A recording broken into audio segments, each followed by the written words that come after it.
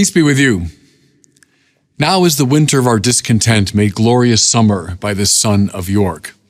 The famous opening line of Richard III, the Duke of Gloucester, expressing his disappointment over his situation.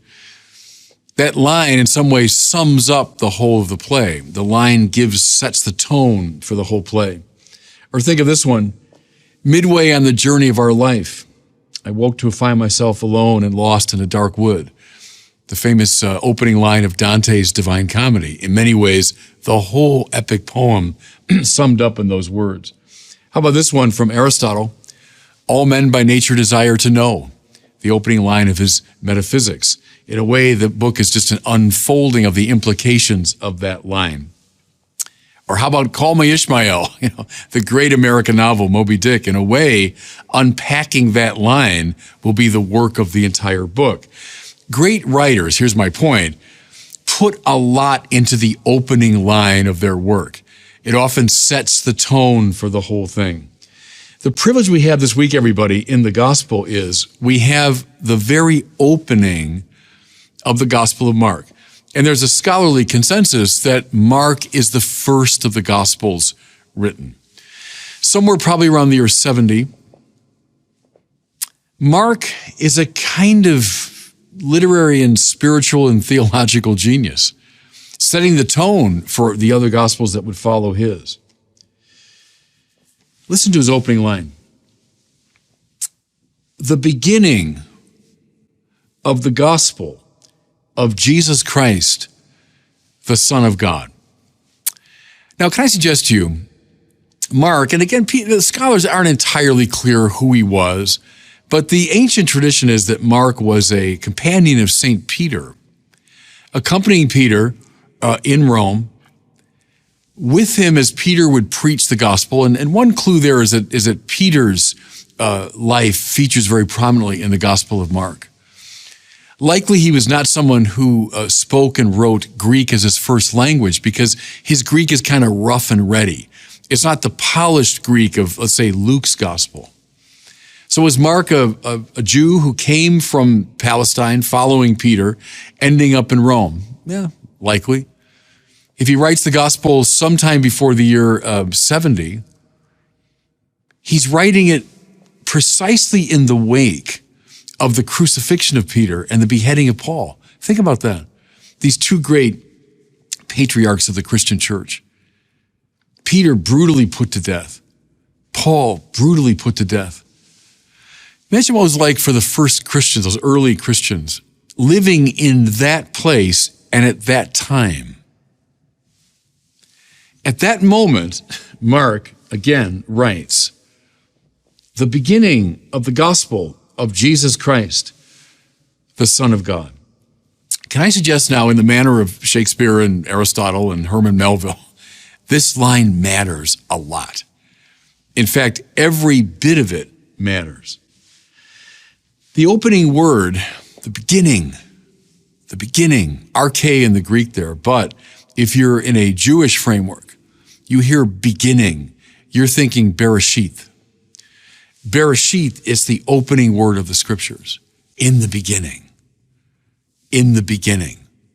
The beginning of Genesis, yeah, but it's the beginning of all things. If a Jew hears Bereshith, arche, the beginning, what's he thinking of?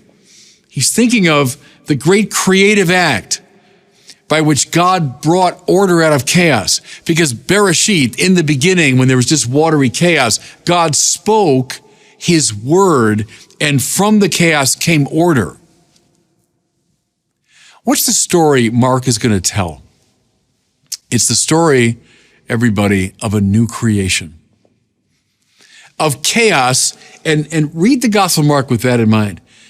Remember that old Hebrew term, tohu vabohu, that means the watery chaos. It means disorder, what's opposed to God's purpose. There's plenty of tohu vabohu in the Gospel of Mark, culminating in that awful Roman cross on which Jesus is put to death. There's plenty of tohu vabohu, but the opening line of the Gospel, arche, beginning, bereshith, that means God, by his word, is going to bring order out of chaos. That's the story that Mark is going to tell.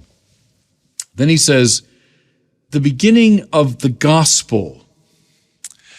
Now, we hear the word gospel, and right away we think of, sacred texts, and we think maybe of gospel music or proclaiming the gospel, and we see it in very kind of spiritualized, even religiously institutional terms. But go back to the first century. The Greek, euangelion, EU, epsilon, upsilon in Greek means good. Angelion, message. That's why an angelos is just a messenger. A good message, good news, a good announcement.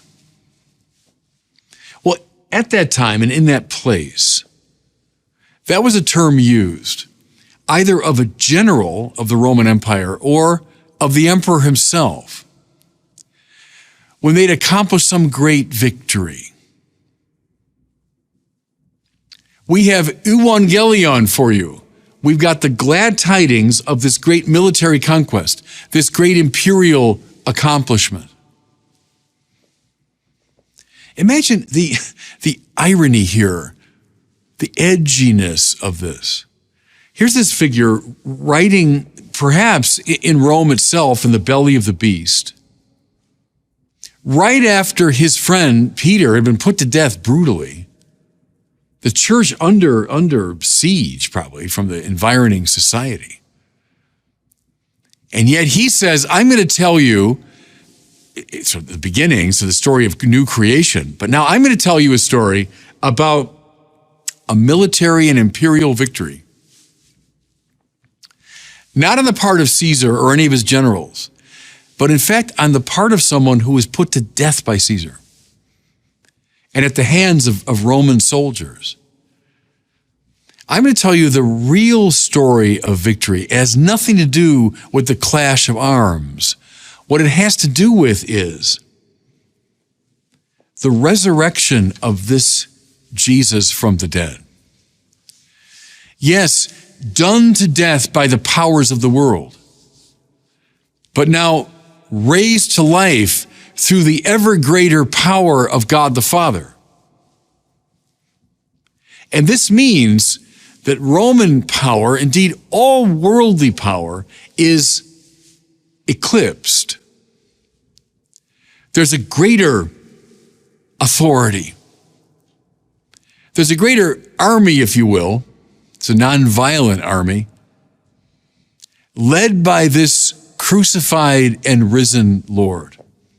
Again, how edgy it was. It's always struck me when you read the beginning of Mark. At a time when Christians had no institutional support, there were no dioceses and hospitals and schools, and they didn't have great cultural influence. On the contrary.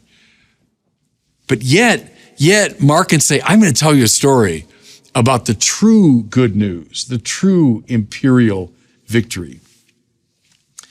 So the beginning of the gospel, now listen, of Jesus Christ. Now, in his Greek, he says Jesus Christos. But that's just a rendering in Greek. We presume Mark was a Jew. Yeshua Mashiach is what he was probably thinking. Yeshua Mashiach. Jesus Christ, we say. Yeshua, what's that sound like? To our ears, it sounds like Joshua, and that's right, same name. Who was Joshua? Someone who won a great victory, a conqueror, if you will. This Jesus that Mark announces is also a conqueror, though not using the weapons of the world. But his purpose is indeed to conquer, to become the Lord of the whole world. Yeshua Mashiach. Mashiach means the anointed one, hence Christos in Greek and Christ for us. Who was the Mashiach? David. Remember, the prophet Samuel anoints David and then says the Spirit of God rushed upon David. And David becomes the greatest king of Israel, indeed a conqueror. So again, Mark is saying, I'm going to tell you a story about a conqueror. He's won an imperial victory. It amounts to the recreation of the world. But it's nothing to do with Caesar or any worldly power. It has to do with this crucified and risen Lord, Yeshua Mashiach. That's the story that unfolds. And then just the last one, which I find fascinating. He calls him the Son of God then. So the beginning of the gospel of Jesus Christ, the Son of God. And again, we say, all right, that's a nice religious term. And if we're theologically plugged in, we might say, oh, that's a Trinitarian reference. There's the Father, the Son, and the Holy Spirit. And all that's true, obviously. But go back to Mark's time, first century. If you said in his Greek, weos tou theou, the Son of the God, and that's the exact phraseology he uses, the weos tou theou, the Son of the God, that meant the emperor. Because remember when Julius Caesar was put to death in 44 BC, well, he was then raised to a divine status. He was Divus Caesar. He was divine Caesar. And then Caesar had adopted his relative, Octavian, who becomes Augustus Caesar, right, the emperor. And he assumed the title, because he was Caesar's adopted son, of weos tou theou. He was son of the God. And that becomes an imperial title. The emperor of Rome is the son of the God.